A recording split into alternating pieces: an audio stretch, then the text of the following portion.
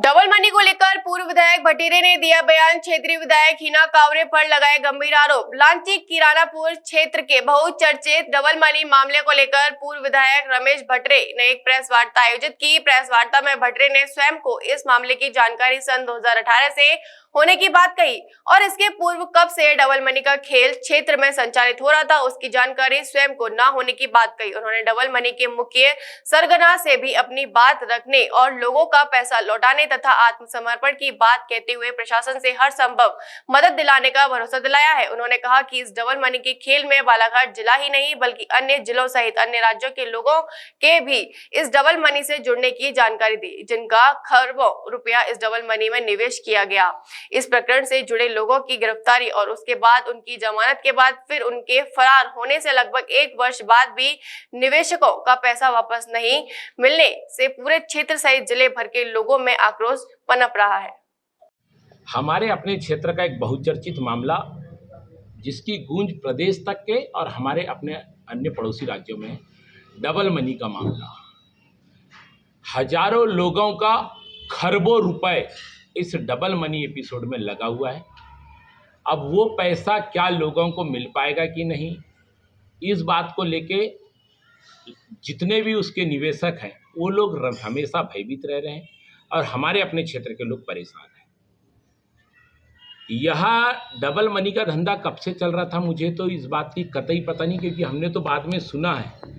कोई कहता है 2014 से चल रहा था, कोई कहता है 13 से चल रहा था, कोई कहता है 15 से चल रहा है। बाकी इस बात में कोई सत्यता नहीं थी कि कब से यह बिजनेस चलाया जा रहा था। लेकिन 2018-19 से हमारे क्षेत्र में इसकी गूंज बड़े स्तर पे सुनाई देने लगी और 2020-21 से तो बहुत बड़े स्तर पे डबल मनी का जो कारोबार है, सिर्फ लांजी क्षेत्र नहीं अपितु तो पूरे बालाघाट जिले में, पड़ोसी राज्य गोंदिया में, महाराष्ट्र, छत्तीसगढ़, रायपुर, ना जाने कहाँ कहाँ तक इस डबल मनी की स्कीम ने अपना पैर पसार लिया और लोग दिन ब दिन इस डबल मनी से अपने आप को जोड़ते चले गए, अपनी खून पसीने की कमाई। मुझे नहीं पता कि किस तरीके से लोगों को सोमेंद्र कंकरायने हो अथवा हेमराज आमाडारे हो अथवा अजय तिड़के हो, किस तरीके से लोगों को पैसा डबल करके दे रहे थे, यह तो आज तक के हम सबके लिए सोचने का और जांचने का विषय है। लेकिन मैं इस बात को पूरे विश्वास के साथ कह सकता हूँ कि इस मामले में कोई भी व्यक्ति, मुझे नहीं लगता कि जितने निवेशक रहेंगे, जो भी लोग रहेंगे, कोई व्यक्ति क्षेत्रीय विधायक हिना कावरे के पास गया हो कि मेरा पैसा डूब गया, या प्रशासन के पास गया हो कि मेरा पैसा डूब गया। कब तक? 16 मई 2022 के पहले तक मुझे नहीं लगता कि कोई व्यक्ति क्षेत्रीय विधायक के पास गया हो। लेकिन चूंकि पता सबको था और सब लोग उसमें अपने आप को जुटाए पड़े थे, सब लोग उसमें अपने आप को दिनों दिन अपनी जमा पूंजी फंसाते चले जा रहे थे। चूंकि लोगों को शायद पैसा मिल रहा था या जो भी कारण रहा हो, लोगों ने ना आगे देखा ना पीछे देखा, है सब कुछ चलता रहा। क्षेत्रीय विधायक ना जाने जो उनके मन में आया, विधानसभा में आवाज उठाई गई। क्षेत्रीय विधायक ने विधानसभा में प्रश्न लगाई। प्रथम दृष्टया प्रशासन ने जब जांच किया, प्रशासन को लगा कि इससे किसी व्यक्ति को कोई परेशानी हो नहीं रही है और कोई व्यक्ति है नहीं जो प्रशासन में आकर के बोले कि हमारा पैसा डूबा। प्रशासन ने अपनी कार्रवाई की, जो जांच हुई उस जांच को भेजा। बाद में हिना कावरे के द्वारा दबाव बनाया गया, ध्यानाकर्षण लगाया गया। ये अक्षरशः सब कागजों पे विधानसभा के रिकॉर्ड में है। मैं समय पर ये सारी चीजें लांजी क्षेत्र की जनता के बीच भी पहुंचाऊंगा और बार बार प्रशासन पे दबाव बना के और बाद में उसमें कार्रवाई हुई। कार्रवाई के बाद हुआ जो कुछ हुआ है, ये किसी से नहीं छुपा है। आज भी लांजी किरनापुर विधानसभा क्षेत्र के साथ साथ हमारे अपने आसपास के लोग और लगभग 50,000 से अधिक लोग इस डबल मनी के चक्कर में अपना सब कुछ लुटाए बैठे। रोज तारीख पे तारीख मिल रही है, हर समय अलग अलग तारीखें मिलती है और लोग जो हैं उन तारीखों का इंतजार कर रहे हैं। कई लोग, मैं कह सकता हूं कि लालच के चक्कर में अपने आप को एजेंट बना करके बैठ गए। उन लोगों ने किया, वो घर द्वार छोड़ के भागे फिर रहे हैं, वो बेचारे अलग परेशान हैं, निवेशक अपने अलग परेशान हैं। कुल मिलाकर के जो डबल मनी का विषय है, इसमें जहां तक के जितनी बातें हो रही है, कहीं ना कहीं कुछ ना कुछ ऐसी चीजें निकल के आ रही है जो हम लोगों के लिए एकदम अप्रत्याशित है। चूंकि मामला बोलेगांव से जुड़ा हुआ है, बोलेगांव मेरा स्वयं का गृह ग्राम है और इस कारण से हमारे अपने राजनीतिक विरोधी लोग, बहुत से जन सामान्य के लोग, जिन लोगों को शायद सच्चाई नहीं पता, वो सब लोग कहीं ना कहीं बोलेगांव का मामला है तो रमेश भटेरे के साथ इस मामले को जोड़ा जाता है। 1-1.25 साल के लगभग हो गया, मैंने कभी इस बारे में मीडिया में आके कभी कोई चर्चा नहीं की, क्योंकि सच्चाई क्या है, सत्यता क्या है, लगभग लोग जानते हैं। मैं मीडिया के सामने आकर के आज पहली बार इस बातों को इसलिए कह रहा हूँ क्योंकि मुझे अब लगता है, क्योंकि अब तक के तो उन लोग तारीखों पे तारीख देते रहे और लोग इंतजार करते रहे, लेकिन पता नहीं क्या होगा, क्योंकि रोज 2-4 फोन मुझे इस बात के आते हैं, घर में रोज 2-4 वो लोग आते हैं जो कहते हैं कि भैया पैसे कैसे मिलेगा। मैं मीडिया के मित्रों के माध्यम से 2-3 बातें तो बहुत स्पष्ट कहना चाहता हूँ। चूंकि ये लांजी किरनापुर विधानसभा क्षेत्र मेरा अपना गृह क्षेत्र है, मेरा अपना कर्म क्षेत्र है। यहाँ के लोगों को सिर्फ मैं एक पराये लोग की तरीके से नहीं, अपना परिवार के जैसे मानता हूँ, क्योंकि यहाँ के लोगों ने, चाहे मेरे स्वर्गीय पिताजी रहे हो या मुझे, भले मैं 2 बार चुनाव हार गया एक अलग विषय, लेकिन क्षेत्र की जनता ने अपना मुझे बहुत प्यार, बहुत समर्पण सदैव देते आए, मुझे, मेरे परिवार को, मेरे स्वर्गीय पिताजी को। और इसलिए लोगों की पीड़ा ये मेरी व्यक्तिगत पीड़ा है। इस लड़ाई में जहाँ तक जाना होगा मैं वहाँ तक के इस लड़ाई में जाऊँगा, मेरा भरसक प्रयास होगा। और मैं अपने क्षेत्र के लोगों को आश्वस्त भी करता हूँ कि मेरा जितना प्रयास होगा कि मैं लोगों का पैसा वापस करवाऊँ। जो भी राशि, चाहे संपत्ति के रूप में हो, चाहे नगद पैसे के रूप में हो, कार्रवाई के दौरान प्रशासन के पास जब्ती में आया है।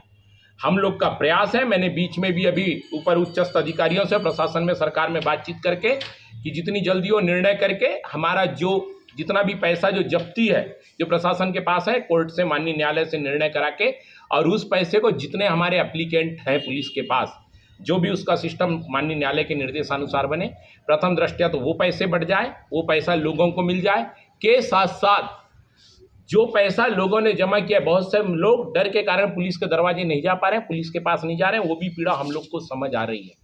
मैं मीडिया के मित्रों के माध्यम से सोमेंद्र कंकरायने से भी यह कहना चाहता हूँ, उससे आग्रह भी करता हूँ कि सोमेंद्र कंकरायने, तुम जिस स्थिति में जहाँ भी हो, क्योंकि अभी तो स्थिति है कि वो फरारी में, लेकिन मीडिया से और इस पत्रकार वार्ता के माध्यम से मेरी अपील है कि सोमेंद्र कंकरायने, तुम जहाँ भी हो, लोगों का पैसा वापस करो। हाँ, तुम्हें उसमें कुछ प्रशासनिक मदद चाहिए, तुम्हें उस चीज़ में कुछ सरकार की मदद चाहिए, तो वो मदद कराने के लिए भी मैं हरदम तैयार बैठा हुआ हूँ कि जो प्रशासनिक मदद होगी वो हम करवाएंगे, लेकिन तुम लोगों का पैसा वापस करो। प्रशासन ने तुम्हारे खिलाफ जो कार्रवाई किया है, तुम लोगों का पैसा वापस कर दो। प्रशासनिक जो कार्रवाइयाँ हुई है, कहीं ना कहीं उसमें भी राहत दिलाने का काम सरकार के माध्यम से मैं स्वयं करूँगा, लेकिन हर परिस्थिति में और हर हाल में लोगों का पैसा मिल जाना चाहिए। क्षेत्रीय विधायक बार बार जांच का दबाव बनाती है, बार बार कार्रवाई का दबाव बनाती है, लेकिन एक बार भी इस बात के लिए चिंता नहीं हो रही है कि जो लोगों का पैसा डूबा है वो कैसे निकलेगा। कार्रवाई के पहले, विधानसभा में आवाज उठाने के पहले यह सुनिश्चित हो जानी चाहिए थी कि पहले लोगों का पैसा मिल जाए। मुझे नहीं पता डबल मनी वाले किस तरीके से क्या स्कीम कर रहे थे, मुझे यह नहीं पता। मैं भी मानता हूं कि दुनिया में ऐसी कोई व्यवस्था नहीं है जो इतनी जल्दी पैसों को दुगुना कर दे, लेकिन आम जनता को, सामान्य जनता को तकलीफ नहीं थी और सामान्य जनता जुड़ते जा रहे थे। 2018 में मुझे पहली बार पता चला था कि मेरे गांव में सोमेंद्र कंकरायने नाम का व्यक्ति इस तरीके से, तब तो बहुत छोटे स्तर पे, पैसे को डबल करने का काम करता है। मैंने सोमेंद्र कंकरायने को उस समय अपने घर बुलवाया भी था और बुला करके मैंने कहा भी था कि बोलेगांव में तुम ये सब कर रहे हो भी किस तरीके से कर रहे हो, क्योंकि इसके पहले जितने भी काम हुए हैं सब फ्रॉड हो गए।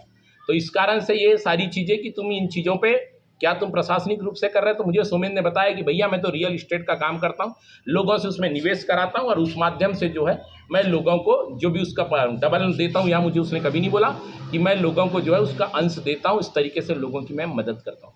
यह बात मेरे समक्ष आई। हुआ क्या, इस सच्चाई को आज लोगों को इसलिए बताना चाहता हूँ क्योंकि डबल मनी में सबसे बड़ा आरोप विपक्ष किसी पे लगाता है तो रमेश भटेरे के ऊपर लगाता है।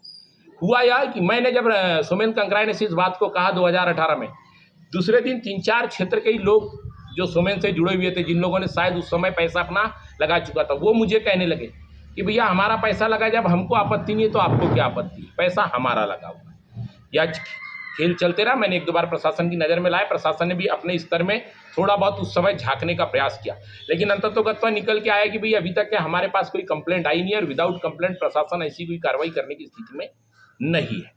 यह सब कुछ चलता रहा। सारी सच्चाई सबको ही जानते हैं, सारा सब कुछ सब लोग जानते हैं कि लोगों ने पैसा लगाया, पैसा लगा करके लोग डबल भी ले रहे थे। बहुत सी जगह तो ये हुआ कि लोगों का पैसा डबल लगा, बाद में लोगों ने उसी पैसे को फिर से लगा दिया कि और हमारा पैसा डबल हो जाए। यह खेल बहुत जोरों से चलता रहा, एक नहीं कई बार।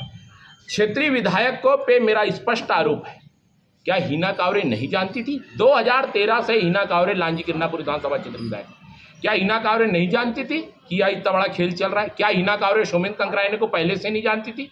क्या सोमेन कंकरायने से जुड़े लोगों को हिना कांवरे पहले से नहीं जानती थी? और जब सब कुछ जानती थी, सारी बातों को जानती थी, एक नहीं ऐसे बहुत से मंच हैं जहाँ हिना कांवरे और सोमेंद्र कंकरायने साथ में मंच शेयर कर रहे हैं मीडिया के माध्यम से। सारी बातें सार्वजनिक पहले भी हो चुकी है। जब तुम्हें कार्रवाई करनी थी, विधानसभा में आवाज उठानी थी, तो पहले यह सुनिश्चित कराते कि लोगों का पैसा पहले सही सलामत वापस हो जाए, उसके बाद आप उन लोगों के खिलाफ कार्रवाई की। लेकिन लोगों का पैसा डूब रहा है, लोगों का पैसा डूब जाएगा, इसकी चिंता कतई नहीं। इस बात को कतई नहीं सोचा गया कि लोगों का पैसा कैसे मिले, सीधे कार्रवाई हो गई। और आज क्या स्थिति बनी पड़ी है, सारे के सारे लोग हलाकान हैं, सारे के सारे लोग परेशान चल रहे हैं। बहुत से लोग मुझ पे आरोप लगाते हैं। जमानत के समय जब सोमेन कंकरायने पे कार्रवाई हुई, मैंने प्रयास किया, मैंने प्रशासन से बात किया, मैंने अपनी सरकार से बात किया कि इन्हें जमानत पे बाहर लाइए। और जी हाँ, मैंने जमानत के लिए प्रयास भी किया कि इन्हें जमानत पे बाहर आ जाए, ताकि आएंगे तो लोगों का पैसा देंगे। हिना कांवरे ने अंदर करवाई, उन्हें प्रशासन पे दबाव बना करके उन्हें जमानत पे बाहर लाने के लिए मुझसे जो प्रयास बना, जमानत तो माननीय उच्च न्यायालय ने दिया है, लेकिन जो प्रयास बन सकता था कि प्रयास किया गया कि उन्हें बाहर लाया जाए, क्योंकि लोगों का पैसे का मामला है, लोगों के व्यक्तिगत रूप से जुड़ा हुआ मामला है।